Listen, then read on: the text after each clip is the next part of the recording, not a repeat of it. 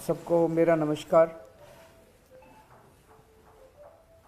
जैसे दिल्ली के अंदर शिक्षा के क्षेत्र में बहुत बड़ी क्रांति हो रही है, दिल्ली में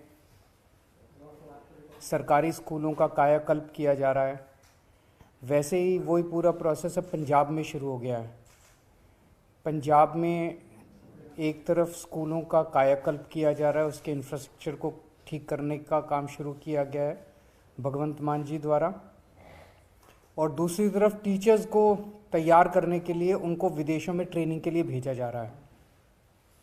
परसों 4 फरवरी को पंजाब सरकार के 36 प्रिंसिपल 5-5 दिन की ट्रेनिंग के लिए सिंगापुर जाएंगे और वहाँ पे वो विदेश में जाके ट्रेनिंग लेंगे। 6 फरवरी से 10 फरवरी तक उनकी ट्रेनिंग है, 5 दिन की। जब वो लौट के आएंगे, एक एक प्रिंसिपल हमें उम्मीद है कि एक कैटलिस्ट के रूप में काम करेगा और अपने अपने स्कूल को सुधारने की कोशिश करेगा, जैसे कि दिल्ली में हुआ था। दिल्ली में 1000 से ज़्यादा प्रिंसिपल्स अभी तक विदेशों में जा चुके हैं और वापस लौटने के बाद उन्होंने अपने अपने स्कूलों को सुधारा है। जहाँ एक तरफ दिल्ली से सीख के दूसरे राज्य अब अपने टीचर्स को विदेश भेज रहे हैं, दिल्ली के अंदर गंदी राजनीति की वजह से इस काम को रोकने की कोशिश की जा रही है। दिल्ली में हम 1000 से ज़्यादा टीचर्स को अभी तक अलग अलग देशों में भेज चुके हैं। अब इस साल भी हमने अपने बजट में पैसा रखा था टीचर्स को विदेशों में ट्रेनिंग पे भेजने के लिए। तो हमने प्लान किया था कि 30 प्रिंसिपल दिसंबर में जाएंगे और 30 प्रिंसिपल मार्च में जाएंगे ट्रेनिंग करने के लिए। लेकिन अनफॉर्चुनेटली एलजी साहब की बार बार फाइलों के ऊपर बेतुके ऑब्जेक्शंस लगाने की वजह से दिसंबर में ट्रेनिंग पे नहीं जा पाए टीचर्स, वो कैंसिल हो गई। और अब पिछले कई दिनों से फाइल एलजी ऑफिस में पड़ी हुई है और अब फिर से ऐसा लगता है कि मार्च की ट्रेनिंग भी कैंसिल हो जाएगी। हमने एलजी साहब के पास 25 अक्टूबर को फाइल भेजी थी पहली बार। 15 दिन फाइल रखने के बाद उन्होंने 3 ऑब्जेक्शन लगा के 10 नवंबर को फाइल वापस भेजी। हमने जब वो ऑब्जेक्शन पूरे करके दोबारा फाइल उनके पास भेजी तो 9 जनवरी को उन्होंने 2 और ऑब्जेक्शन लगा के फिर फाइल वापस भेज दी। अब हमने वो भी ऑब्जेक्शन दूर करके 20 जनवरी को दोबारा फाइल उनके पास भेजी है। अभी तक फाइल का कोई अता पता नहीं है। जब मैं और मेरे सारे विधायक एलजी हाउस गए थे, राजनिवास गए थे इसके विरोध में और रिक्वेस्ट करने की आप फाइल क्लियर कीजिए, तो एलजी साहब के यहाँ से पूरे मीडिया में दिया गया था कि मुझे कोई आपत्ति नहीं है टीचर्स के विदेश जाने में, मैं तो कोई आपत्ति नहीं कर रहा, मैंने तो एक इन्फॉर्मेशन मांगी थी। अगर वो आपत्ति नहीं कर रहे तो फिर 15 दिन से फाइल उनके दफ्तर में क्यों पेंडिंग पड़ी हुई है, उन्होंने क्यों नहीं क्लियर किया? इस सिलसिले में मैं ये कहना चाहता हूँ कि कानून में, संविधान में साफ साफ लिखा है LG is bound by add and advice of council of ministers. इसका मतलब ये होता है कि फाइलें एलजी के पास नहीं जानी चाहिए।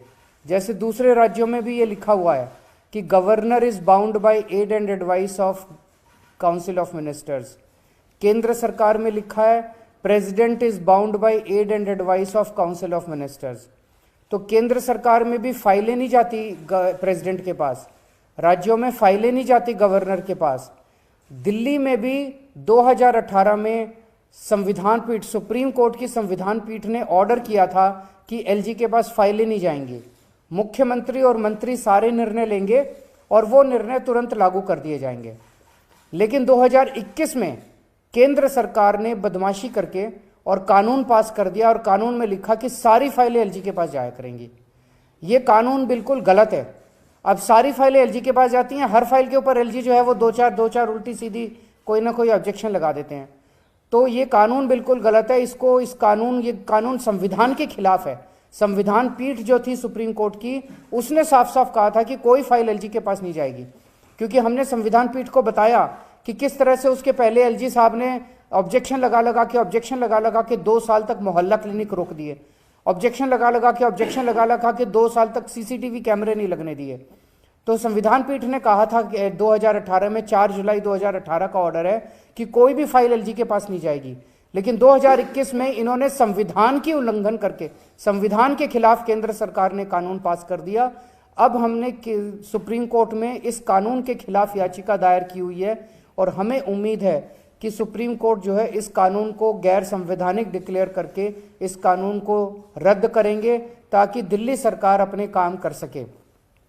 इस तरह से हर काम में अड़चन अड़ाना, दिल्ली के लोगों के हर काम में अड़चन अड़ाना, चुनी हुई सरकार के हर काम में अड़चन अड़ाना, ये सही नहीं है।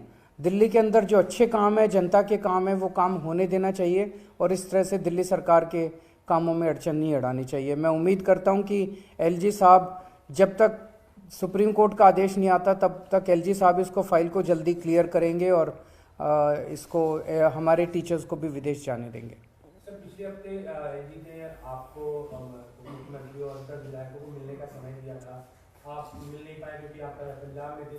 क्या दोबारा उसके बाद उन्होंने दोबारा नहीं बुलाया। मैंने उसी दिन कहा था कि कोई और टाइम दे दो, मैं पंजाब जा रहा हूँ, मैं हूँ नहीं।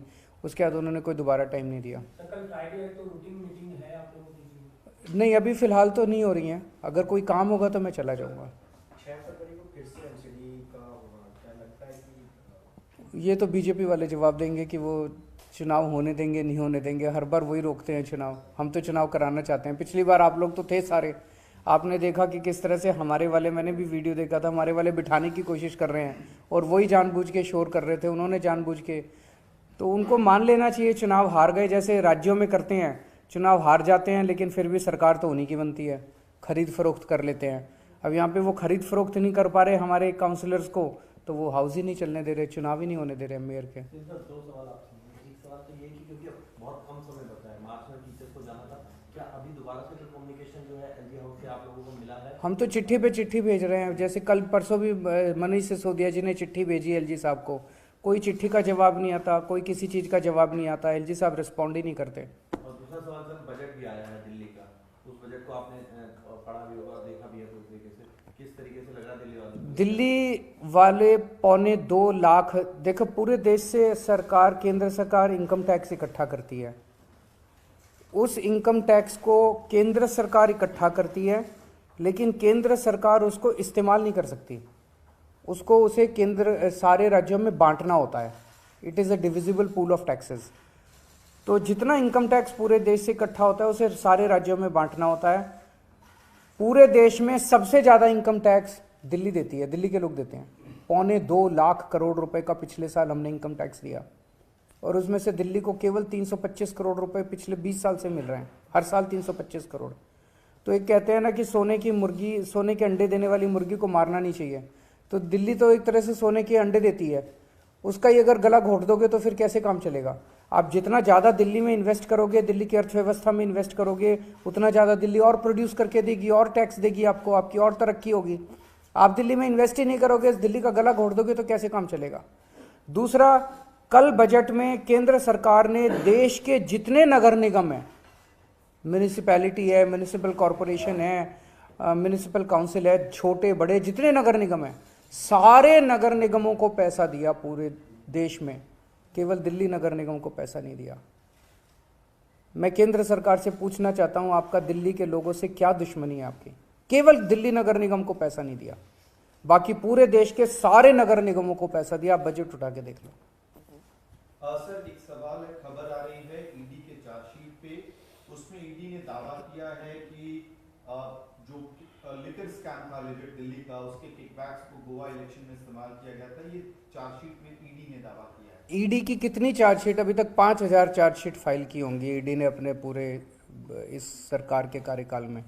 उसमें से कितने लोगों को सजा हुई? ईडी की सारे केस फर्जी हैं। ईडी के केस केवल सरकारें गिराने और सरकारें बनाने के लिए इस्तेमाल किए जाते हैं।